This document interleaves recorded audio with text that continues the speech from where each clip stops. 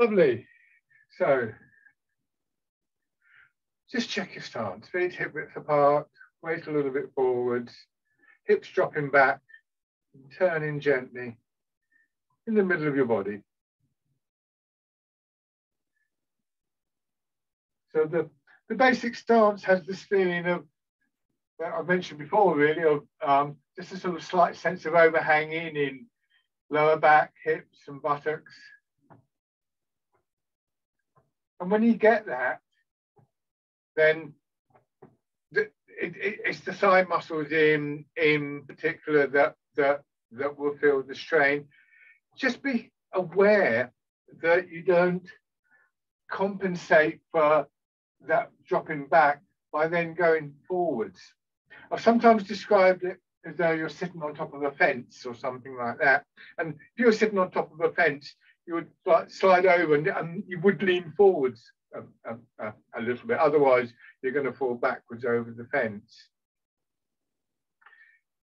But obviously, we're not sitting on a fence.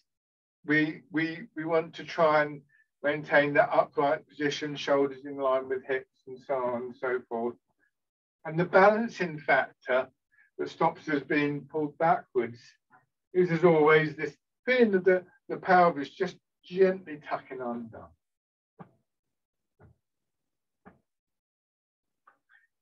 And just try this will slow the movement out a little bit, and you'll probably find it.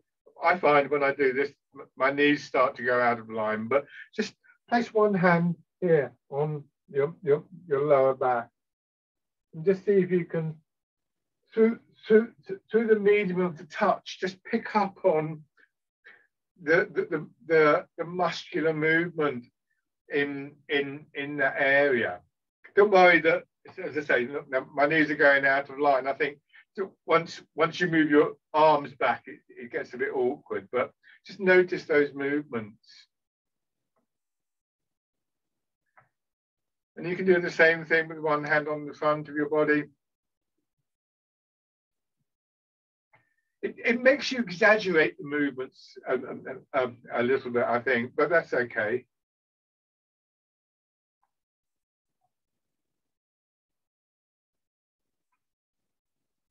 And the other thing that you can do is just place your hands here on your hips. And again, just picking up on what movements you can feel. And then let your hands drop down again. Touch is, of course, a very strong medium for investigation, right from pretty much the time we're born. So I get you to do that in the interest of this development of an awareness of what's involved in this inner landscape of the body, particularly when we're in movement. Once again, this thing of picking up on details, on feelings, sensations that become part of our store of memory of these movements.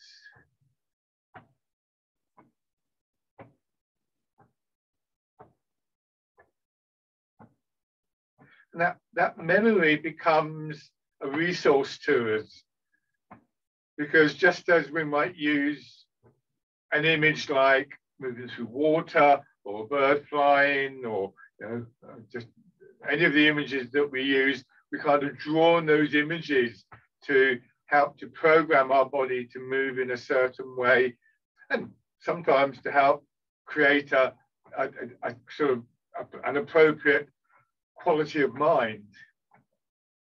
So this awareness and memory of sensation, of movement, ideas, our own sort of personalized imagery also becomes something we can draw on to focus our intent.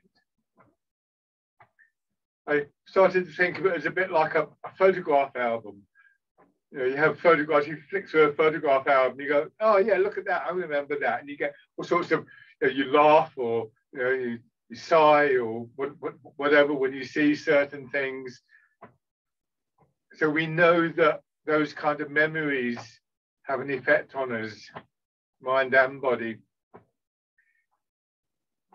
And it's worth at the beginning of a session, at the beginning of a practice, just to sort of dust off those memories. So the warm up, obviously there's a physical element to it, but it's also about sort of getting the photograph album out, if you like to think of it like that, getting it ready. Because those personalized images that we can use are ones that we can have an immediate relationship and an immediate response to. Sometimes it's like moving through water. What does that feel like? Or and sometimes the imagery can distract you. You know, it's the classic one for me is the wild goose. As soon as there's a bird involved, I'm liable to get distracted. But those very personalized images are things that we can draw on all the time for us. So with experience, your own experience of the movements become things that can actually help you with the movements. So again, so I had you put your hands in various places so that you could begin to sort of get a picture. Oh yeah, there's movement there in the back. When you take your hand away, maybe you can still feel that a little bit because suddenly it's been pointed out to you that it's there. You pointed it out to yourself. You could do this in lots of ways. You know, you could put hands anywhere really, particularly on the upper part of the body. Put your hands on your thighs because there's little bits of movement there on the hamstrings and so on and so forth. So when we prepare for the movements, we're warming up physically, raising the body temperature, getting the blood flowing, and so on and so forth. But a lot more than that is actually going on. And that makes the opening part of the session arguably the most important because if you can do nothing else in the morning, take 5 minutes just to do this exercise and use it as a way of preparing yourself, not for a Tai Chi session, but for the day.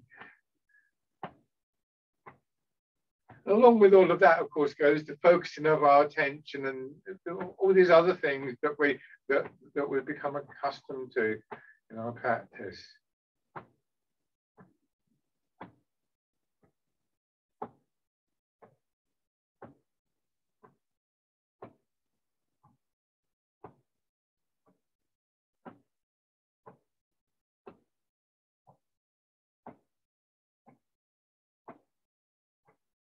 And then just raising your hands a little.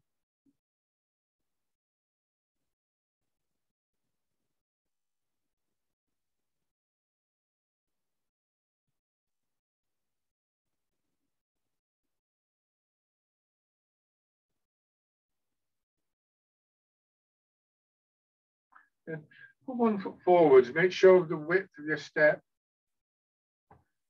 Transferring your weight. A little bit of a turn. Feel how your legs alternate between being compressed and then expanding, pushing you forwards or backwards. And if you think of that, then just emphasizes that dropping down. It's very easy to sort of end up doing this, but we just take a moment to drop down, even when we're moving a little bit faster.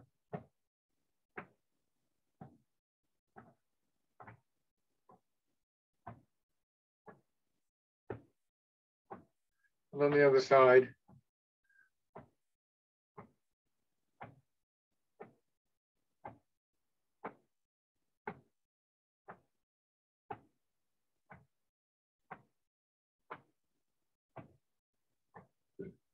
Shake hand.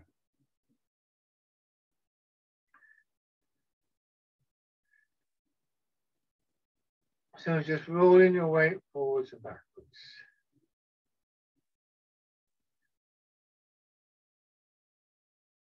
So one of the advantages that comes out of a regular routine, repeating movements, which obviously is a big feature in Tai Chi, is that we begin to form personal associations with certain exercises. It won't happen in all of them, I don't suppose. But with this one, for instance, this idea of just swinging forward and backwards, tilting forward and backwards in water, we get that sense of movement in the soles of our feet, in the arch of the foot.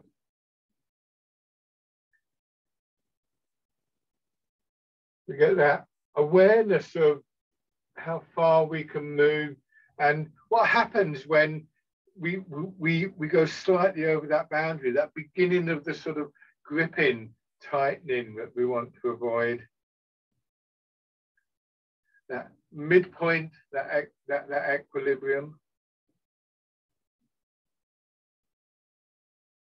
Also, maybe at a deeper level is this sense of how the movement builds through the body from the soles of the feet. I like to think of my skeleton being suspended in the body. I've used the image before of a plant in water. I've applied it to the spine, but it could apply to the whole skeleton. Small movements.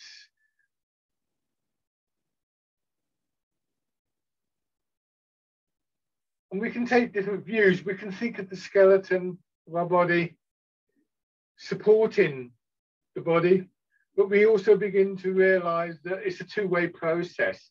Yes, the skeleton provides an inner framework, but that inner framework is supported by the rest of our body. And I think that, again, an image I've used before is of a tent. So begin to realize that even a simple movement like this, perhaps especially a simple movement like this, really does engage the whole of the body in the movement and engages our awareness fully in the movement. Hands out to your sides.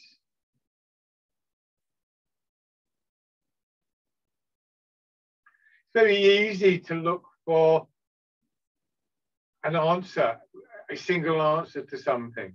But in fact, our bodies retain their shape and their stability, not because of one thing, but because of the interaction of various components in various ways.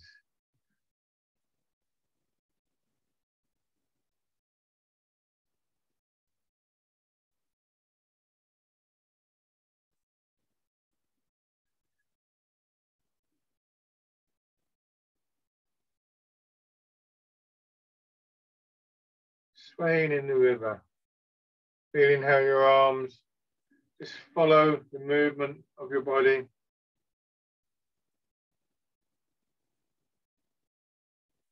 Swinging gently, aware of changes in your chest and your upper back.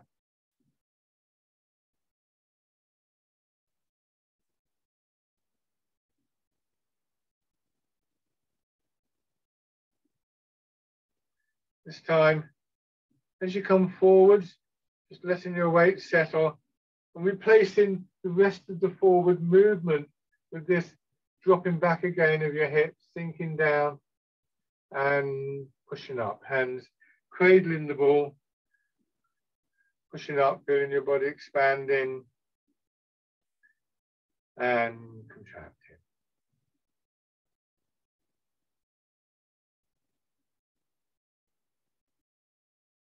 And like with the faster movement we did earlier, recognizing that it's the sinking down, the yielding to the pull of gravity that creates the potential for the movement upwards, particularly through that sense of compression in the legs. At least that's a good starting point for feeling that. So as we push up, it's as though our body just fills up with an energy from the legs, and then there's a draining away.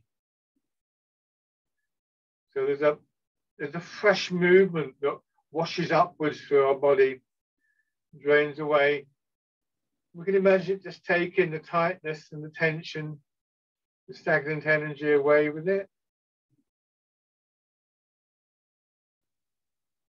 If it suits you to work with your breathing, even if it's only for 1 or 2 rounds, we can complement that by breathing in as the body expands, feeling that fresher quality in the air that we breathe in, and then breathing out, releasing in the contraction.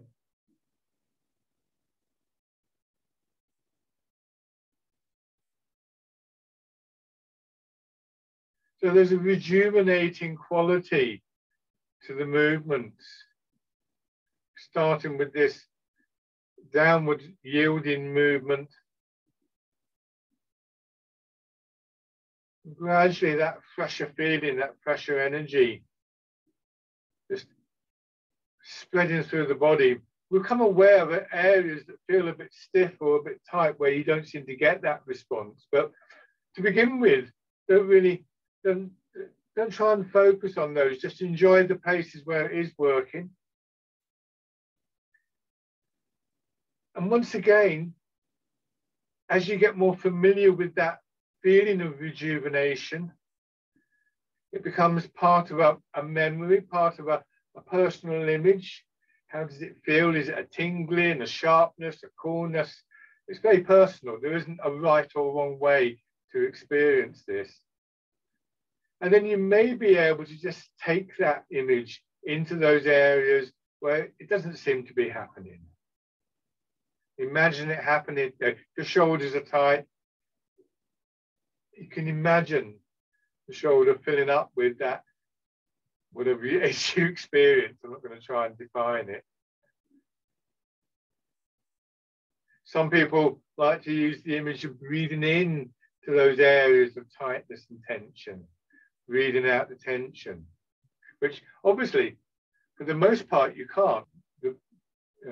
You'd be in trouble if you could actually literally breathe into your shoulder.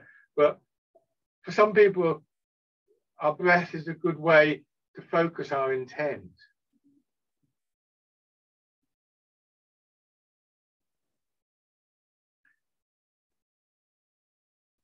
And then the wild goose.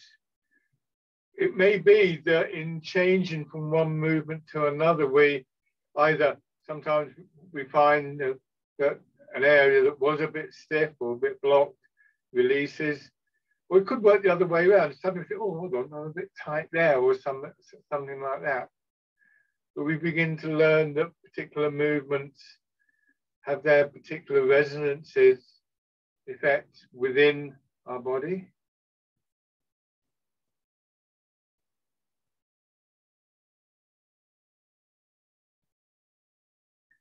None of these things are fixed either. And after a while, you realize that, say, the wild goose will work in an area right about here, solar plexus, lower part of the chest, middle of the back. But the exact nature of that may change. Probably will do. And then heart in the clouds.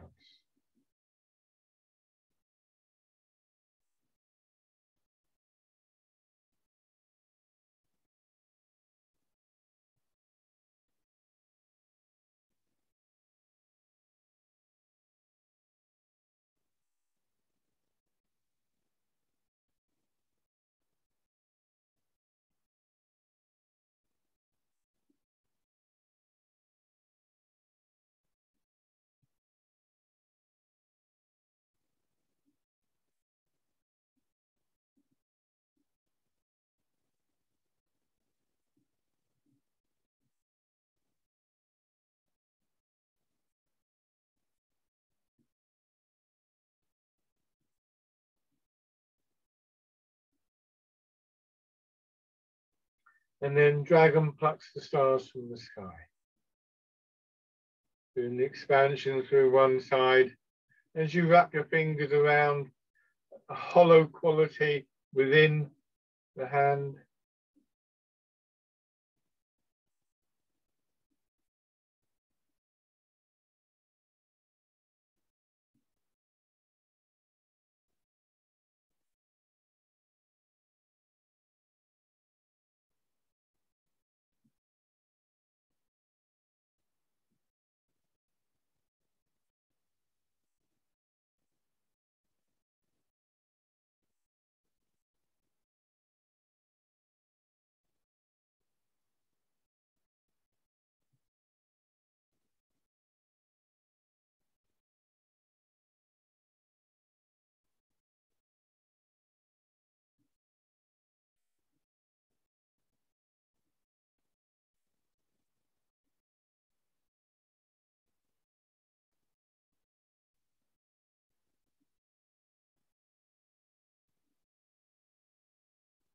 One more time.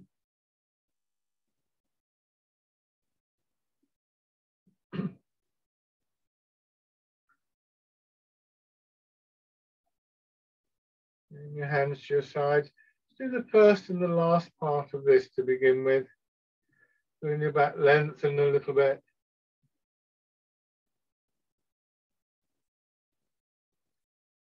And then broaden. Your hands slightly in front of the body, not pulled back. I mean, not a long way forward. There. Same thing as you push up. So you become very familiar with this sensation of movement, so your back were being gently massaged in two directions.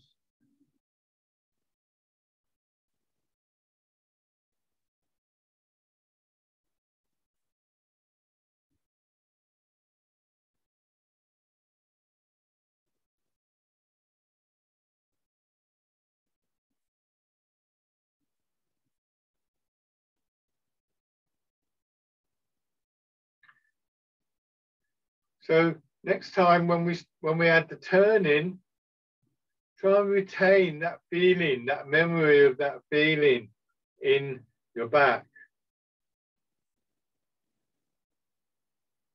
Really the intent is to keep that feeling. The instruction to your body is to turn, but to not lose that feeling.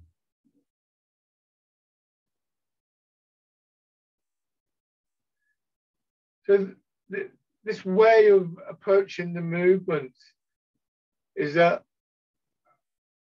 complementary approach to what I think of as a kind of technical approach. It's not a replacement for that. It's not a replacement for knowing where your hips are and where your head is and so on and so forth. And sometimes we feel, oh, actually, no, I'm losing. If you're, say, for instance, with this, you're losing that feeling in your back. That's when the kind of structural information, the technical approach can be quite useful, because you think, well, am I turning in my hips, or am I twisting my shoulders around, or what am I doing that is losing me that feeling? Quite often, the thing that indicates there's a structural problem is the loss of the correct feeling. And similarly, when we start to make corrections for ourselves and we're assessing what we're doing, that memory of how movements can feel become a sort of benchmark that we work towards.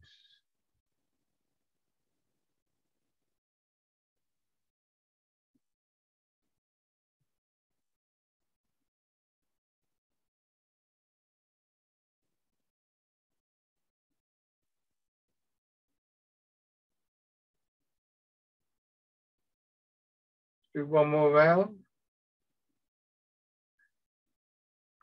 Remind yourself, weight slightly forwards, hips dropping back, and feel that in your legs, hopefully. Soften your knees.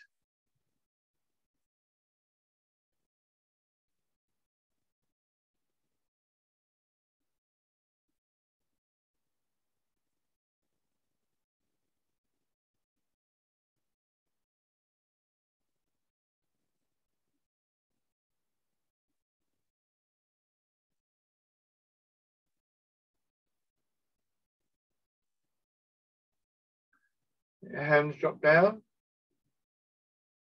Do the expansion through one side of your body, pushing your hand away. Just observe how it swings up, very soft in your shoulder.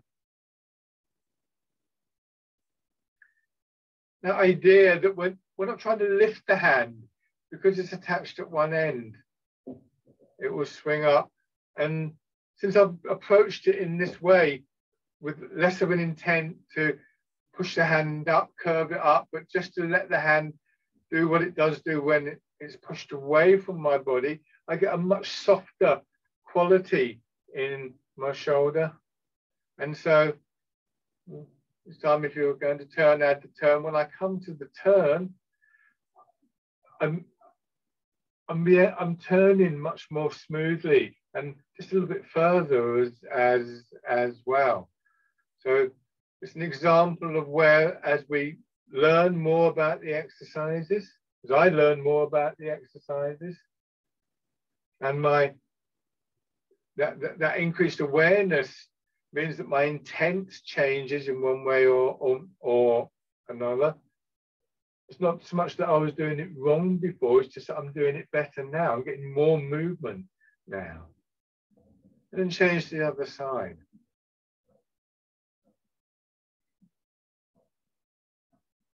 There's a good example of why we shouldn't have a fixed attitude towards any of these movements.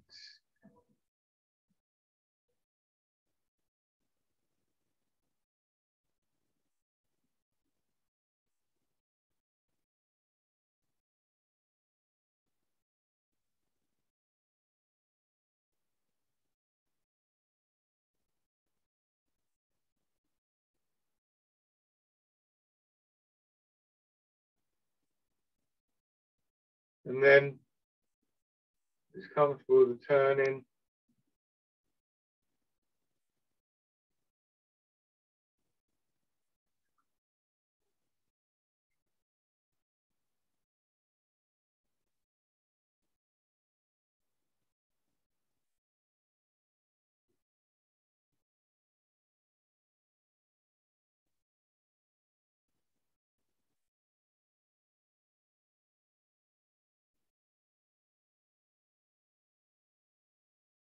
Now rowing a boat in the middle of the lake.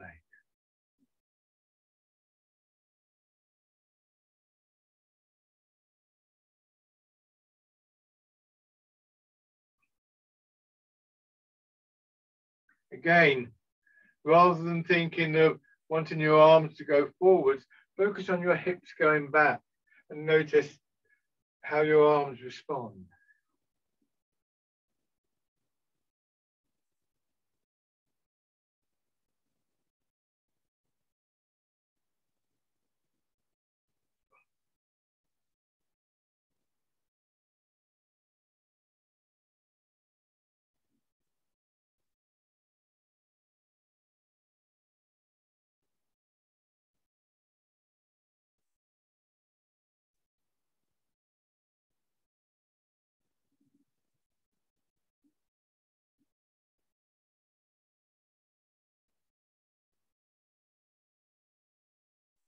One more time.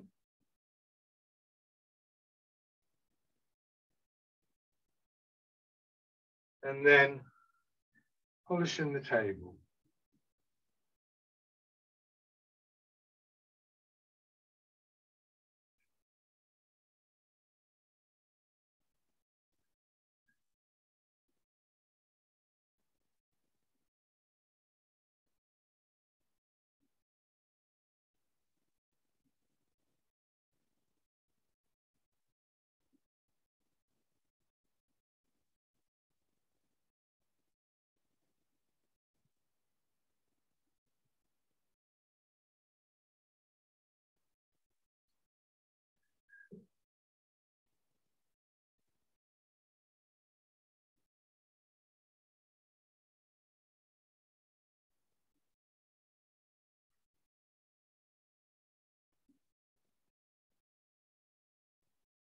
One more in each direction.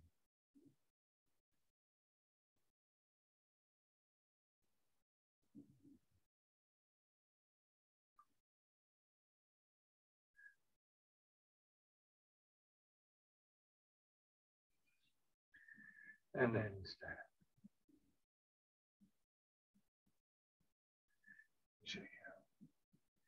So sometimes I find if I notice something in one exercise or just a certain thing, then I begin to notice building in other exercises as well. Not always in the same way, but there are similarities obviously between one exercise and another. And so this ability to go beneath the surface of the movement, to focus on these small changes and to feel the effect of those begins to increase for us.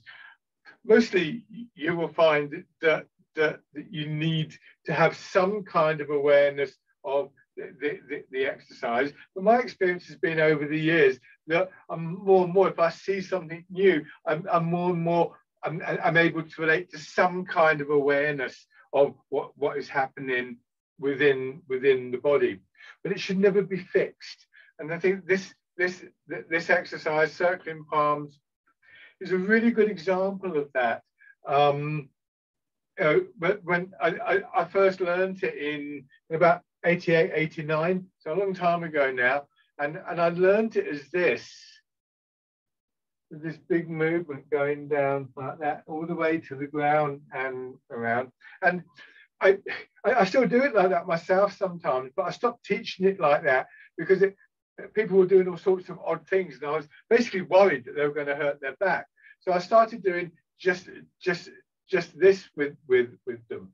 And I noticed that actually, as soon as I started doing that, I noticed things about the exercise that I hadn't noticed before. And then eventually, I stopped doing this with them straight away because people were still twisting their backs up and things. And as soon as I started doing this, I noticed more about the exercise. And just recently, in the last, I mean, literally in the last few weeks, getting to a point where I'm thinking not so much about how do I swing the arm up, but just noticing that when the arm, I take the position with the hand, and then I feel the expansion going through the body, and it naturally comes up.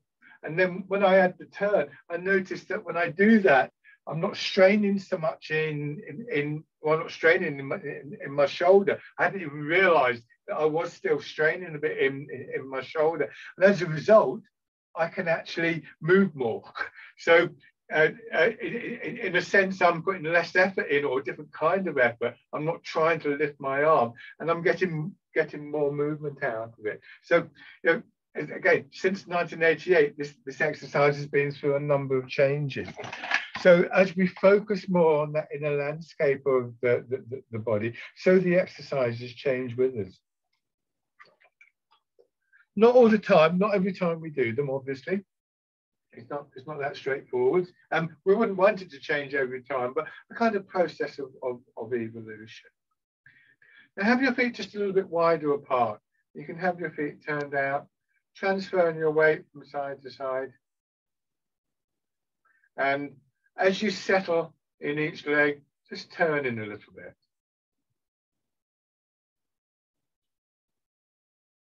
This movement too can be viewed in different ways, and sometimes this gets to be a bit of a debate in the Tai Chi world, but it's really what suits you. I think to begin with, we think, well, we move across, and when we move across, the upper body turns. That's a kind of reasonable starting point, I think. You know, we tend to face towards the direction that our toes are pointing in. And again, you can have hands front and back. You can feel that movement in the turning, and the hips and the back and the front.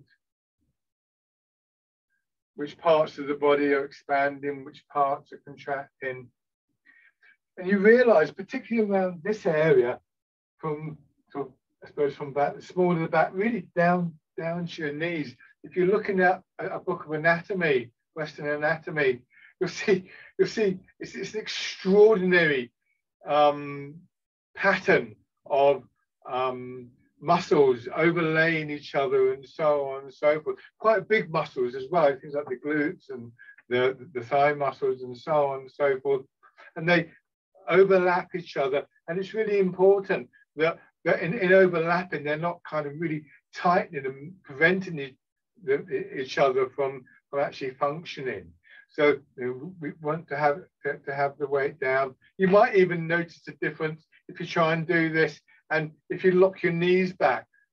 How does that change things for you? The other way, or the other side of this, is that you can be on one leg, and if you turn towards the other leg with the intent to move, then you'll move.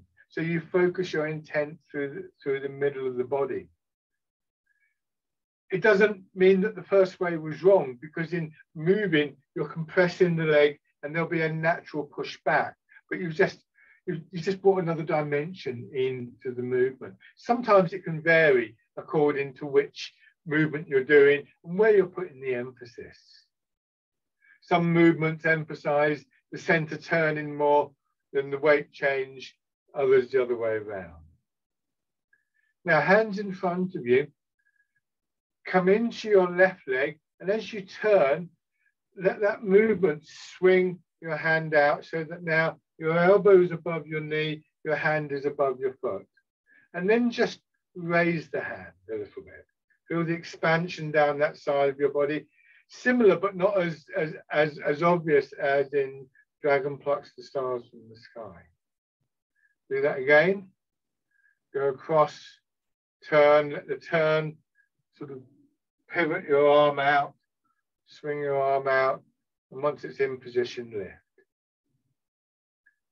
Then do it a couple of times simultaneously. So this is the swinging out movement from parting the wild horse's mane.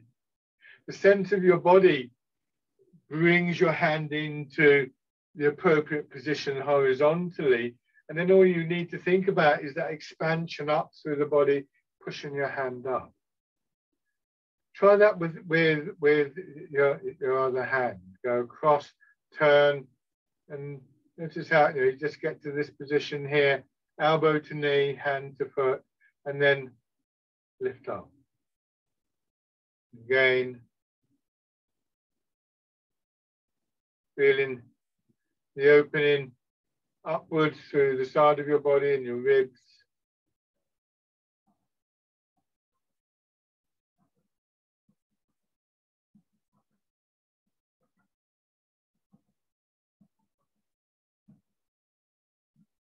Smoother now, so that those movements that were separate are now overlapping. And this time, bring your hand back at the height of your shoulders. Turn your hand in, so now both hands are holding the ball. Move across into your right. The right hand, the top hand, is just going to push straight down. And it's palm down, the left hand is palm up. And they stay that way until you get across into your right foot, and then the hands turn palm in.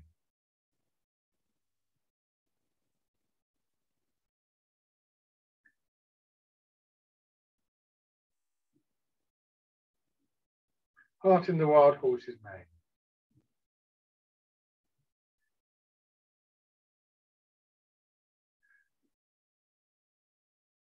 So as we go through the movement, we're aware of the whole movement, of course. Maybe the image as well, if the image is meaningful to you. The horse with his flowing mane. We're also aware of the subtle changes through different pathways of the body.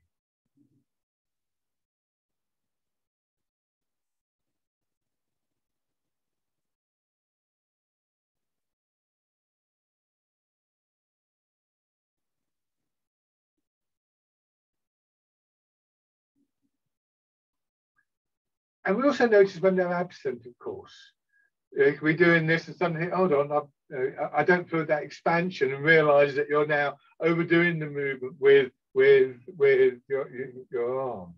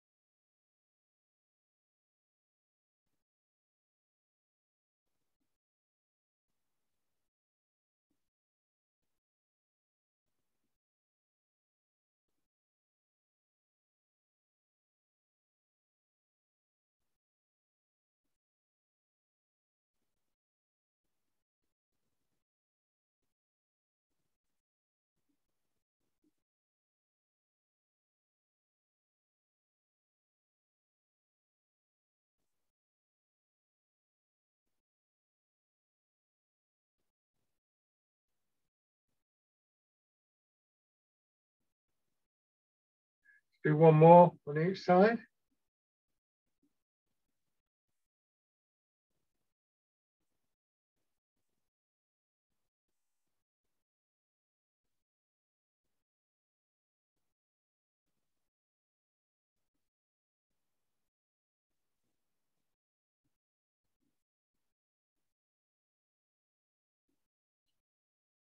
Good.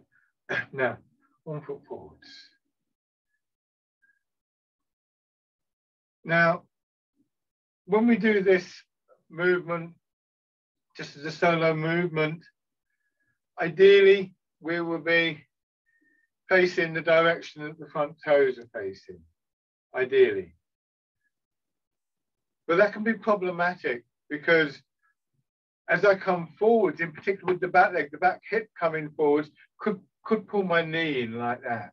That could be quite useful if I'm wanting to take a step, of course, but we're not at this point.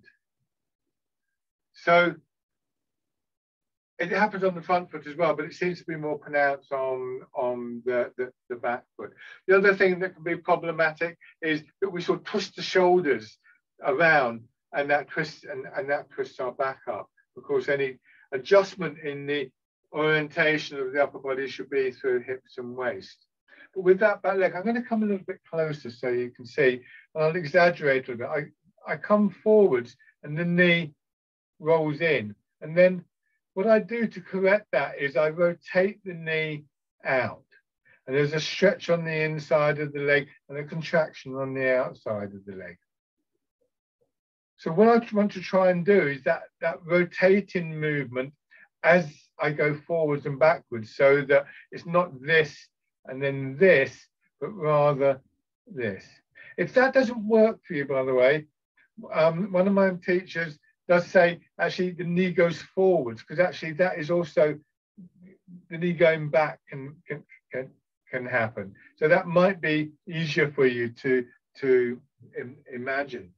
So what that means is, as I go forwards, there's a rotation in this back leg. Again, you can put a hand there and you can feel the movements. It takes a while in my experience to build this up.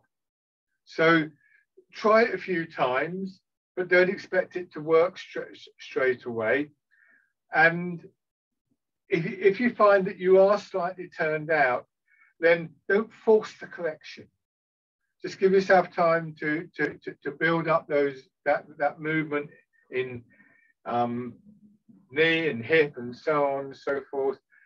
If you're slightly out in the angle of your upper body, that's not so much of a problem as twisting up your back or twisting up your knees. So, I mean, ideally it wouldn't happen, of course. We do want to correct it over a period of time, but we don't want to force the correction and pretend that we're doing it right, because we just risk sort of damaging the body. So, you know, if it's not comfortable for you to think in terms of the knee rotating outwards or whatever, then just allow yourself to be at that slight angle.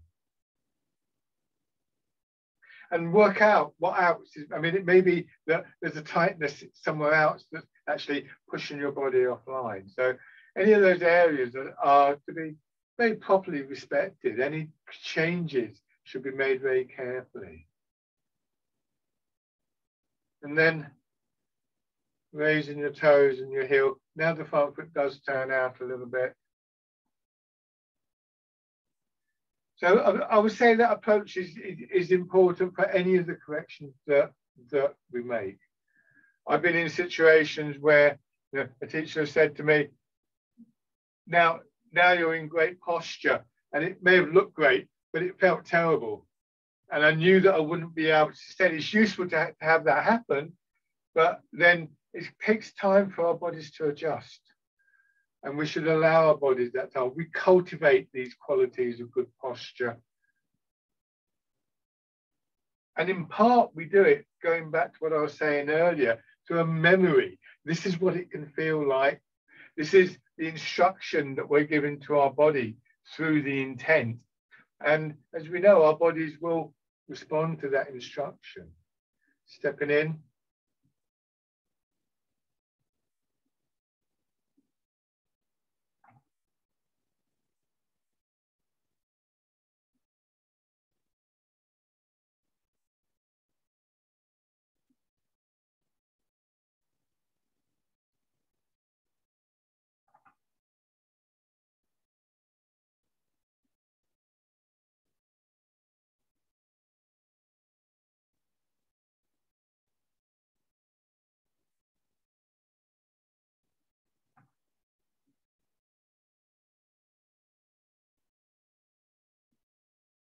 And on the other side. You may find that, going back to that alignment issue, that you can get it correct on one side, but not on the other. That's not unusual.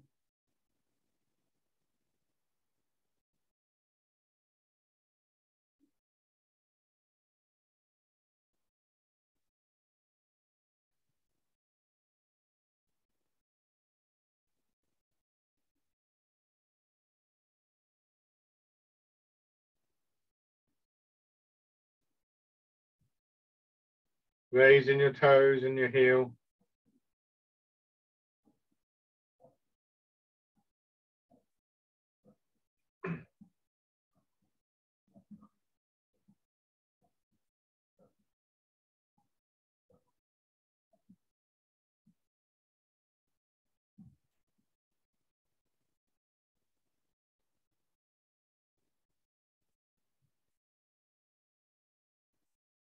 And stepping in.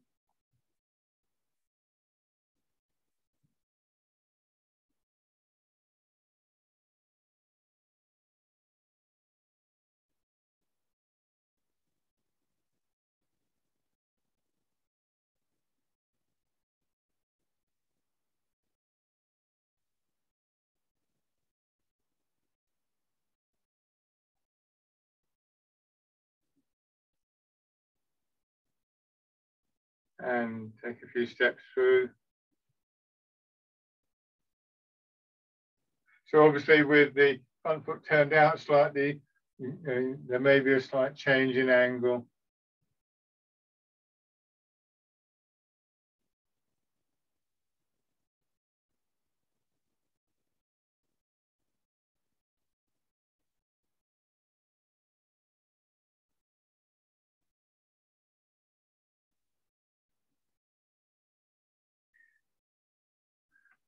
Of course, all these ideas really, about the transfer of the weight, the angle of the upper body, the rotation in the upper body, do make us more aware of what's happening in that all-important center part of the body. Shake out. Now, right foot forwards. So you're moving forwards and backwards as much as you can. You're facing directly forwards and backwards.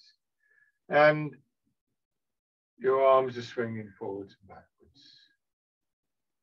Once again, think in terms of your arms swinging. And mostly what they'll do is, when we get to here, what I want to feel here is that kind of dropping sensation in my hips.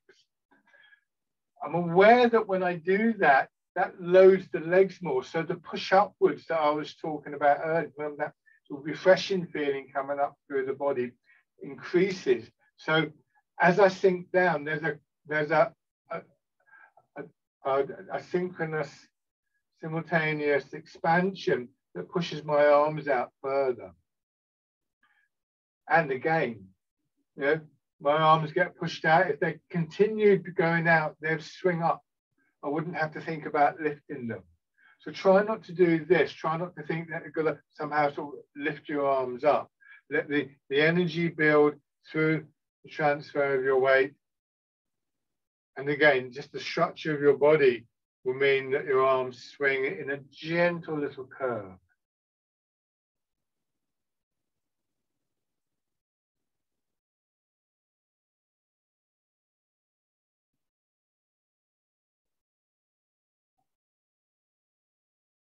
The same thing will apply to pushing away. This time, you bring your hands back in front of you.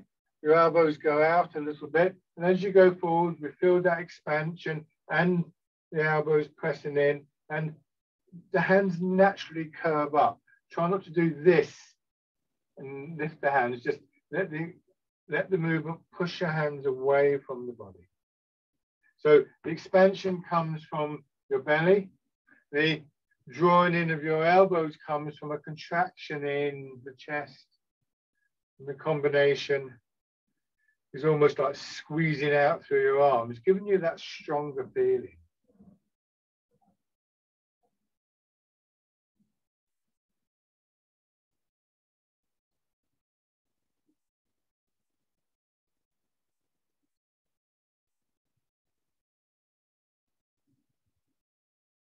Again, there's more than one thing going on here.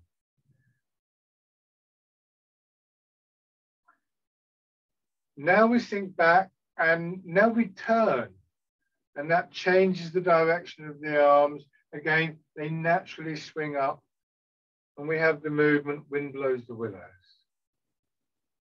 Because the expansion, we go into the leg, we sink down, we feel the expansion as we turn. That pushes our hands away from our body. Very soft in the shoulders, and encouraging us to really let go in the hip to get that sense of dropping through our hips and our pelvis.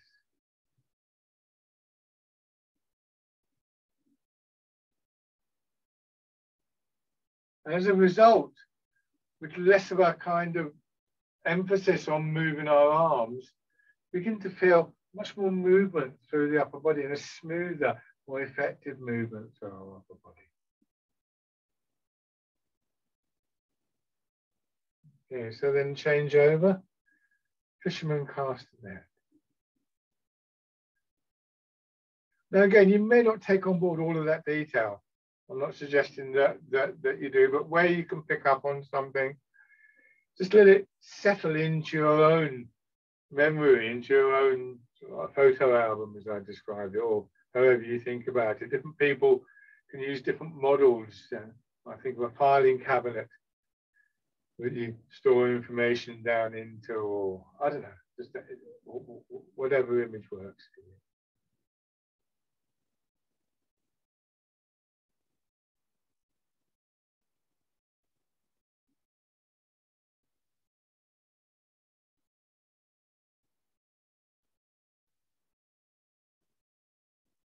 Eventually, the distinction between the experience and the memory and the expression through your body will become one thing.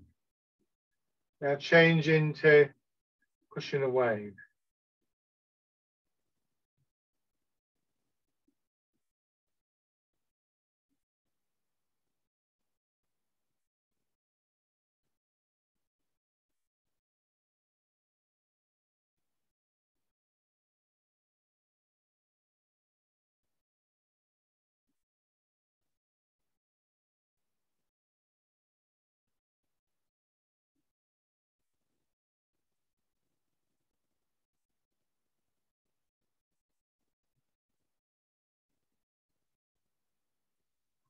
And then wind blows the willows.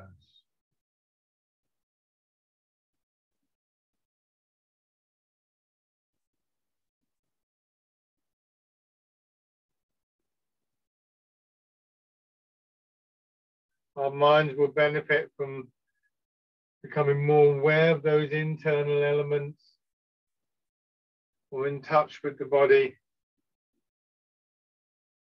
And that kind of deep sense of quietness and stillness that awareness develops for us.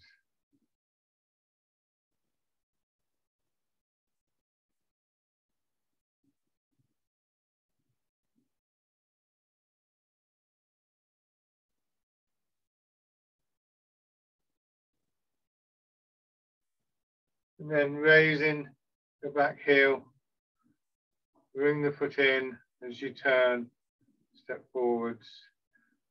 Dragonfly skims the water. It doesn't have to be a high step. What you do want to do is to get that, remember that feeling of dropping back in your hip, and with the overhanging feeling, trying to do it on one leg, but obviously that's trickier. You've got less space to do it in, but that's where the intent, focus in the memory can really help you.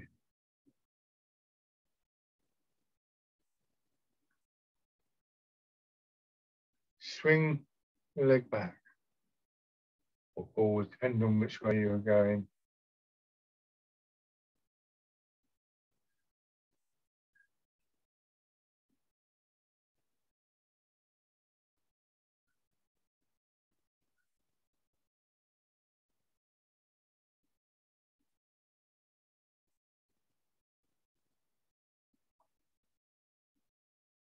And bring the feet down. I started to think about these ideas of what I sometimes think of as internal imagery. When somebody in one of my classes, one of my seated classes, was saying to me, she said she had a little fall. Fortunately, she didn't hurt herself. And she said, and I tried to think of what you said, which I was very flattered by. But of course, you know, in the act of falling, you haven't got time to think, oh, right, yeah, I need to put my hip here, my knee needs to do this. We're very reliant on an instantaneous response. And I've had other people come with quite remarkable stories about when they didn't feel. And in some cases, people who actually haven't really displayed much kind of physical ability to root down, but the intent is there. And you know, let's face it, if you're about to fall, as one lady described it, if you're about to fall down some granite steps and probably end up in a wheelchair if she was lucky, it doesn't matter whether it looks like good Tai Chi or not. And if you think about it, there's lots of things we do in our daily lives where we do quite intricate things. The example I'm giving to people at the moment is open the door. If you go to open your front door, inevitably you jiggle the key around a little bit, just because it's worn a bit. But you know exactly what to do. If you've got a friend to open it for you and try to describe it, you need to pull the key out and then turn it and then jiggle it around. It will be impossible, but you can do it without thinking. And so you know, it shows how a memory of certain movements, of certain feelings, become actions quite simply for us when they're repeated over and over again. And I think this is a really interesting progression for an art like Tai Chi. And just rubbing your hands together, tapping over your face.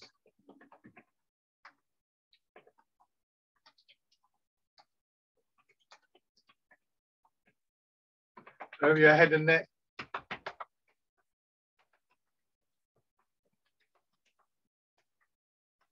Down to one shoulder, and your arm.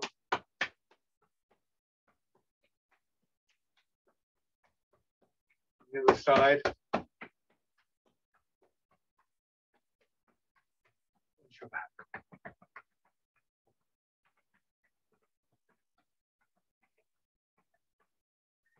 Around your hips.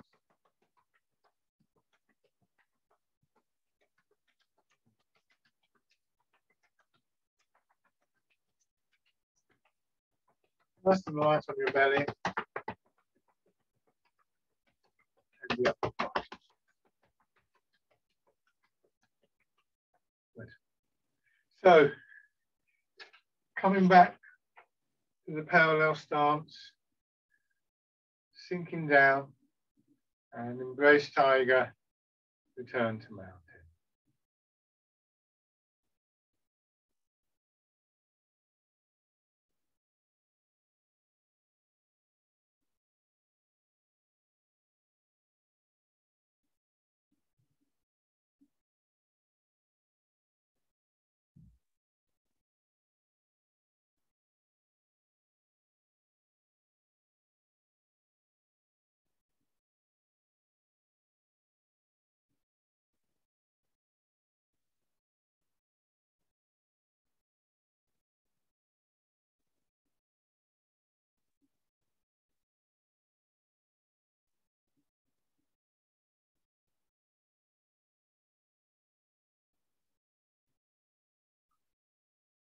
And then one more round.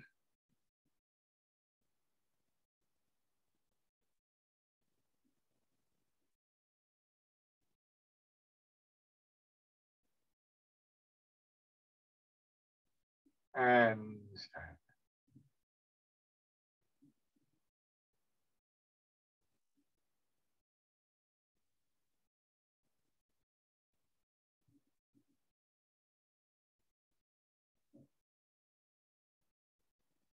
Shake out.